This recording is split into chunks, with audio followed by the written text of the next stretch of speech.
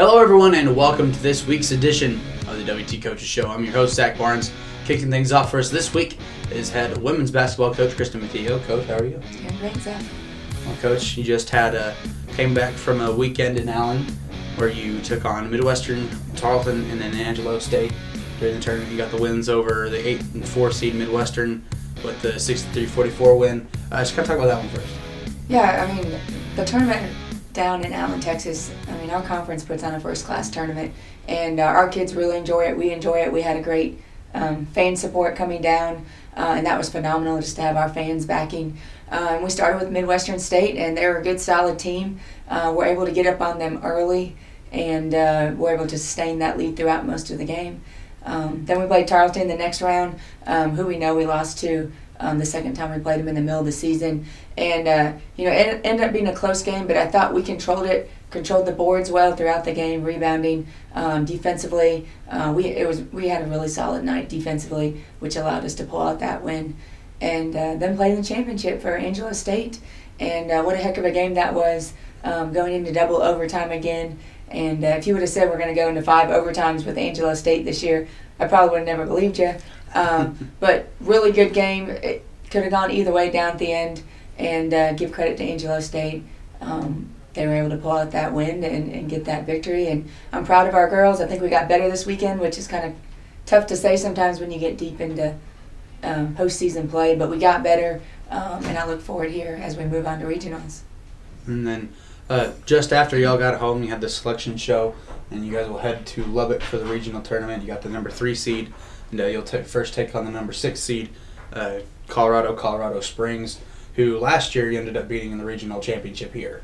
Yeah, Colorado Springs, we are no stranger to them, like you said, from playing them last year. But they have Brittany Hernandez, which is the RMAC, Rocky Mountain Athletic Conference Player of the Year on their team, who's averaging 21 points, 8 rebounds a game. Another post player, Tori Fisher, who's really solid as well. And then point guards, they have a few good shooters too. So they have an inside-out presence, and they had a good year in the RMAC, and we look forward to the battle that we're going to have with them again this year. Well, Coach, we'd like to wish you luck this weekend, and good luck. Thank you.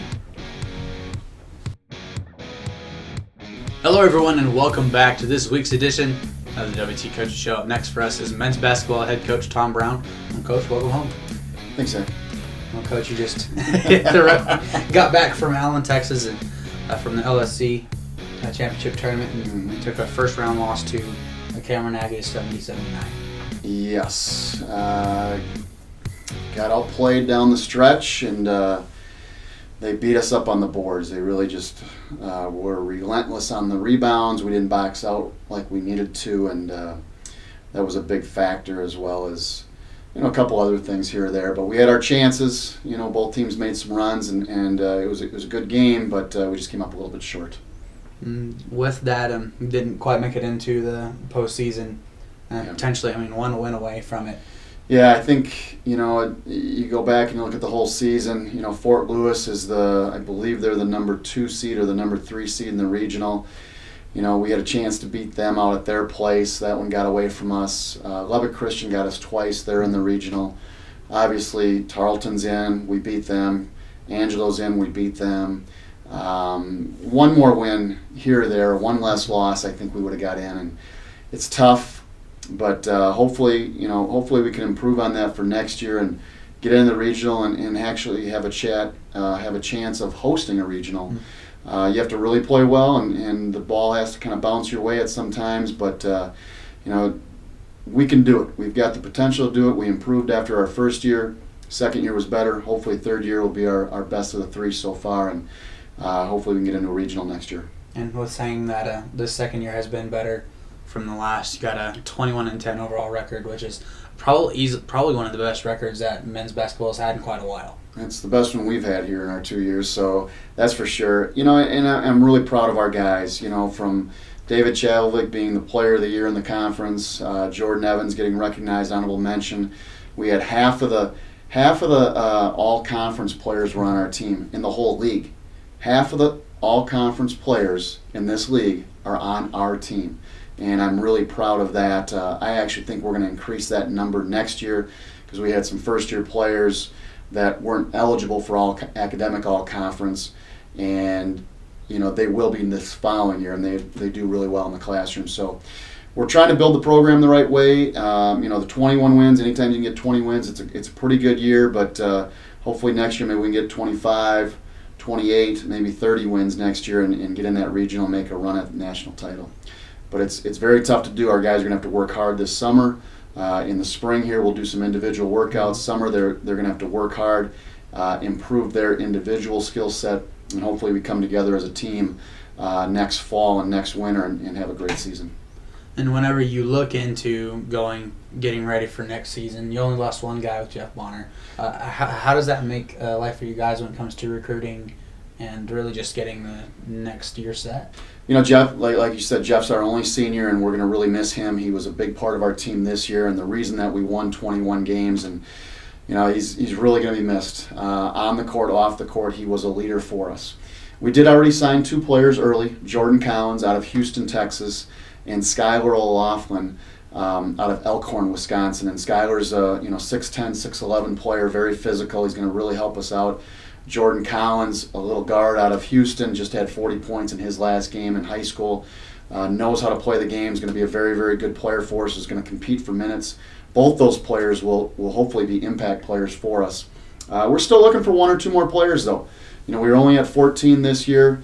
We'll be at 14. I'd like to get to 15, possibly 16, and we'll see what happens here in the next month or 2. But we're talking to some recruits, and again, we're trying to get our team to a level where we can win a national title, and we feel if we can bring in 1 or 2 more, maybe redshirt 1 or 2 players, that could really help us next year and the year after. And then final question with looking back on the year, what was maybe one, even a couple games or moments this year that you really loved and can kind of use looking forward for next year? Sure, I think there was a lot of games that were fantastic. As a coach, it's not the best way to look at it, but as a coach, you always remember the losses. And we had some great wins. And beating Angelo, beating Cameron at their place was a big win for us. We were struggling a little bit. We lost to Midwestern at home, and then that was a big win for us to get back on track over there, beating Cameron at their place. Tarleton at home was another good win for us. New Mexico Highlands, beating them twice. They made a run in the RMAC where they were right there with Fort Lewis, and they were very, very close to getting in the regional as well. So, beating them twice was great as well. And we've got them on the schedule next year. We've got Fort Lewis coming back to our place. So we've got some great games where, I think the big one too to start the season, Texas Tech. That was a lot of fun. Going down there and playing in that arena and playing against legendary coach Tubby Smith. Worked out well for us. We won 21 games playing them in exhibition. They're playing very well this year. We're going to make that phone call again and try to get them on the schedule, and hopefully we can do that again because I know our guys really enjoyed that. Our coaching staff did, and it was just an honor to go down there and play them, and hopefully we can get them on the schedule again for 16-17. Well, Coach, I'd like to thank you for joining us, and good luck with the next few weeks and next year. Thanks, Zach. Appreciate it. Hello, everyone, and welcome back to this week's edition of the WT Coaches Show. Next for us, head track and field coach Darren Flowers. At least the guy I'm told is Darren Flowers. Coach, you're looking sharp. Yeah, spring cleaning is upon us, so and outdoor season's coming, so I had to shed the layer. Well, Coach, had a couple weeks of training now, getting ready for the indoor national championships. How are you feeling overall so far? Feel good. I feel good about where the kids are. The guys look great. I'm really excited about these relays, the 4x4 and distance medley relay. I'm excited for these guys to go compete. And then on the women's side, I think, we're not coming in as the top seeded in those events, but the kids that are going, they always perform well at championships, and I know they're ready to compete at a high level. And with talking with the guys, I know you're excited for the 4x4s and the DMRs, but also know that you're excited for Daniel Gassi. Mm-hmm. He will come in as the top-rated seed in the 400-meter dash, which is exciting. He's been looking great in practice. He's going to be running up against some really, really good talent. Mm-hmm. And anything can happen at that national championship. So it's just important that he keeps his head and trusts his training and goes out and performs at his best. And one of the girls you were talking about was Libby Strickland that you're looking forward to seeing with some potential to do some great stuff this weekend. You know, Libby's a senior now, and she's been here multiple times. And she has an opportunity to become a 10-time All-American this weekend. And I know that's something that she really wants to do. And the schedule really works out for her because the high jump is first before the multi-event. So she can focus on the high jump, get that knocked out, and then focus on the 5 events in the pentathlon and hopefully get a couple more All-Americans on her belt. And then through the past couple weeks and with this week left, what are really some things that y'all are doing this week to get ready? Just resting. We're not really doing a lot. I mean, they say the hay's in the barn. We've done the work.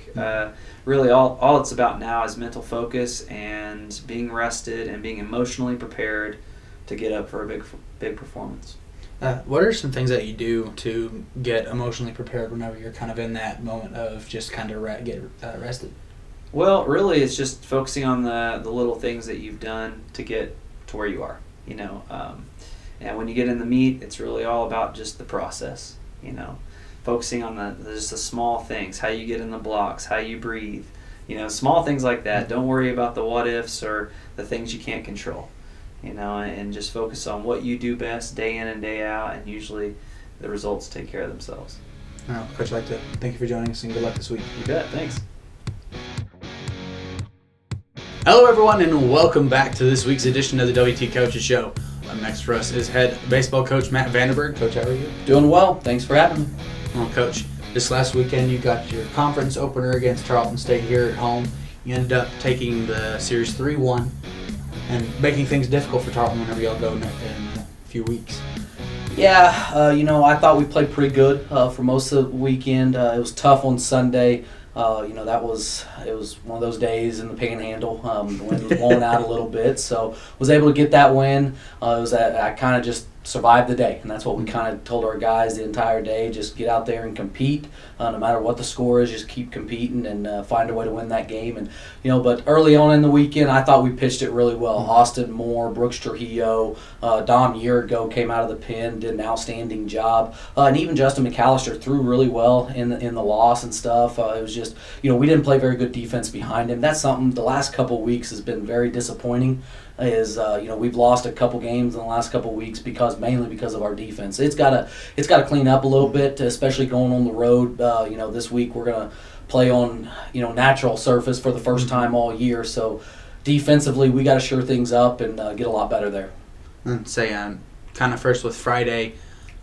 Tarleton got the 1-0 jump early, but then you guys kind of just came up and took control of that one. Yeah, Brooks in the first inning wasn't real sharp. He missed some spots, did some stuff, and then they got an infield single and good base running on their part. They go from a runner at second to scoring on an infield single. So those again defensively kind of let us down right there. But then after that, Brooks was dominant. And then we were fortunate enough to get a little bit of run support behind him. And once we took the lead, he wasn't going to give it back up and did an outstanding job. Was able to go almost a complete game. I think he went 8 innings, and then Dom came in and finished the game for us. So all in all, really good game one for us. And then on the Saturday split, Tarleton took the first game 8-6, jumped up 8-0, and then kind of late in the game, guys came back to bring a little bit closer. But then in that second game, again, Austin Moore had a career high strikeout game with 12 and got the 7-0 shutout. Yeah, Austin was outstanding that day, and we knew after the first inning he looked pretty good. His velocity was really good. He was locating the off-speed stuff, keeping him off balance, and under the lights he's going to be tough because he does run it up there pretty well. And, after Trace Hansen started us off with the leadoff home run, I actually thought in the back of my mind that may be enough for Austin. He was going to be that good. I had that feeling. So that kind of helped us out, and then we were able to get a couple more in the mid-innings and stuff, and Austin was able to throw the complete game and did an outstanding job there. And then with the Sunday series cap, you end up getting the Run Rule 18-8 win. But again, it was like you said, a windy day, another Texas Panhandle day. Yeah, even in the 7th inning when we had base runners on base and had a chance to run roll them then, I was hoping for it because I still did not feel comfortable with even an 8-run lead with the wind blowing out. There's no telling what can happen on days like that. No lead safe. We just kept telling our guys that. So I was glad we didn't have to go into the 9th inning and throw it one more inning, even though I felt comfortable with Kyle Tenius on the mound and stuff. You just never know with the wind blowing out like that what's going to happen. So was lucky to get 3 runs that last inning and was able to run roll. And then coming up this weekend, you'll hit the road to Lawton, Oklahoma, and you'll take on Cameron. Yeah, Cameron's, they're number 10 team in the country. Played really well early on. I mean, they started off 11-0.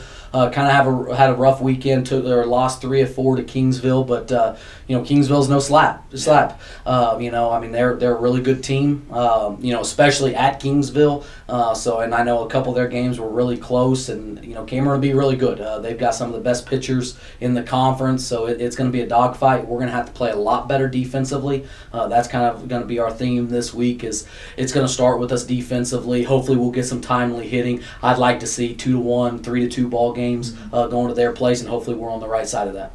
And before going into this weekend, what are some things that you're going to try and do to kind of help prevent those errors? Like in I believe the Sunday game, you had 3 errors. Yeah. How are you going to kind of work with that, having to go from the turf to a natural surface? What we talk about, and we've never really struggled that much once we go to the natural surface. We just, we tell them, listen, play it as it's a regular hop, just like a normal on the turf and everything. If it takes a bad hop off the natural surface, there's nothing you can do about it anyway. So just play with confidence. That's the thing I think right now. What's our biggest problem is we've lost that confidence. Early on, we were really good defensively. That was kind of one of the strengths of our team, pitching and defense, and we got to get back to that. A lot of it, I think we've just lost our confidence with it, and the last couple of weeks, and that happens throughout the years and stuff. So this week, we're just going to take a lot of grounders, do a lot of things, put a lot of pressure on them, try to get that swagger, that confidence back that we need defensively going into this weekend. All right, well, Coach, we'd like to thank you for joining us, and good luck this weekend. All right, thank you very much. Hello, everyone, and welcome back to this week's edition of the WT Coaches Show. Up next for us is head softball coach Kevin Blaskowski. Coach, welcome home. Thank you.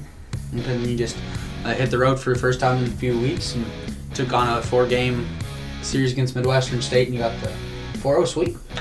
Yeah, it was a good weekend. Obviously haven't been home as long as we had been with 3 straight weekends. We were concerned about travel and just the idea of getting back out on the road. Actually, our first bus trip of the year, because the Utah trip was actually a flight. So, we had to make a lot of arrangements and really try to get organized so that it was a smooth trip. It ended up being a good trip, but Midwestern's a very good ball club, and we expected them to be very talented. And actually, all 4 games were really good softball games. The first one kind of got away from them late, and we were able to run rule them then. But game 2 on Friday was a good ball game, and we created enough offense there.